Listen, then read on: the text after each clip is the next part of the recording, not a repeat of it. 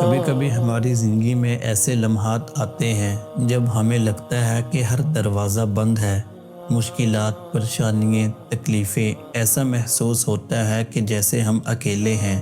مگر یاد رکھیں، یہ سب کچھ یوں ہی نہیں ہو رہا، یہ سب کچھ اللہ کے حکم سے ہو رہا ہے، اور اگر اللہ نے یہ سب مقدر کیا ہے تو اس میں کوئی حکمت ضرور ہوگی۔ اللہ نے ہر چیز کا ایک نظام بنایا ہے، وہی دینے والا ہے اور وہی کسی کو محروم رکھنے پر قادر ہے۔ جب اللہ نے نبیوں کو چنا تو انہیں عام لوگوں میں سے نہیں بلکہ بہترین لوگوں میں سے منتخب کیا، مگر ان کا انتخاب ہونے کا مطلب یہ نہیں تھا کہ ان کی زندگی آسان ہوگی، بلکہ انہیں بار بار آزمائشوں سے گزارا گیا۔ رسول اللہ صلی اللہ علیہ وسلم نے فرمایا، سب سے زیادہ آزمائشیں انبیاء پر آتی ہیں، پھر جو ان کے قریب تر ہوتے ہیں، پھر جو ان کے قریب تر ہوتے ہیں۔ اگر آپ کی زندگی میں مشکلات ہیں، اگر آپ تکلیف میں ہیں، تو شاید یہ اس بات کی علامت ہے کہ اللہ آپ سے محبت کرتا ہے، کیونکہ اللہ جس سے محبت کرتا ہے اسے آزمائش میں ڈالتا ہے۔ اللہ ہمیں مشکلات میں ڈالتا ہے تاکہ ہم صبر کرنا سیکھیں، تاکہ ہمارے دل نرم ہوں، تاکہ ہم گناہوں سے بچ سکیں۔ لیکن جب ہم پر پریشانیاں اور مصیبتیں آتی ہیں تو ہم یہ سوچنے لگتے ہیں کہ شاید اللہ ہم سے ناراض ہے، شاید ہماری دعائیں قبول نہیں ہو رہی، مگر حقیقت یہ ہے کہ اللہ اپنے بندے کو مایوس نہیں کرتا۔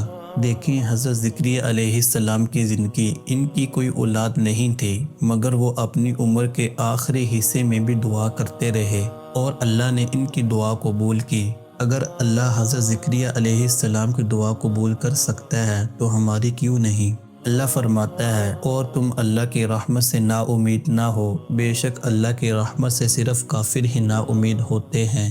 جب حضرت مریم علیہ السلام کو حضرت عیسیٰ علیہ السلام کی پیدائش کی خبر ملی تو وہ گھبرا گئی اور جانتی تھی کہ لوگ ان پر الزام لگائیں گے، ان کا مذاق بنائیں گے، ان کی عزت کو خاک میں ملائیں گے، مگر اللہ نے انہیں صبر کی تلقین کی اور حکم دیا کہ خاموش رہیں۔ یہاں ہمیں ایک بڑی نصیحت ملتی ہے، کبھی کبھی جب لوگ آپ پر جھوٹے الزام لگائیں تو ضروری نہیں کہ آپ ہر کسی کو صفائی دیں۔ بعض اوقات خاموشی سب سے بڑی دلیل بن جاتی ہے۔ حضرت مریم خاموش رہیں اور اللہ نے خود ان کی بے گناہی کو ثابت کیا۔ حضرت عیسیٰ علیہ السلام نے اپنی والدہ کی گود میں ان کی پاک دامنی بیان کی۔ جو لوگ اللہ پر بھروسہ کرتے ہیں وہ کبھی تنہا نہیں ہوتے۔ اللہ ہمیں قرآن میں جنگ بدر کی یاد دلاتے ہیں۔ یہ جنگ مسلمانوں کے لیے بہت مشکل تھی، تعداد میں کم تھے، ہتھیار بھی زیادہ نہیں تھے، مگر ایمان مضبوط تھا۔ اللہ نے فرشتے بھیجے اور مسلمانوں کو فتح نصیب ہوئی۔ اللہ فرماتا ہے، اگر تم صبر کرو اور تقوی اختیار کرو تو میں تمہاری مدد کے لیے 5000 فرشتے بھیجوں گا۔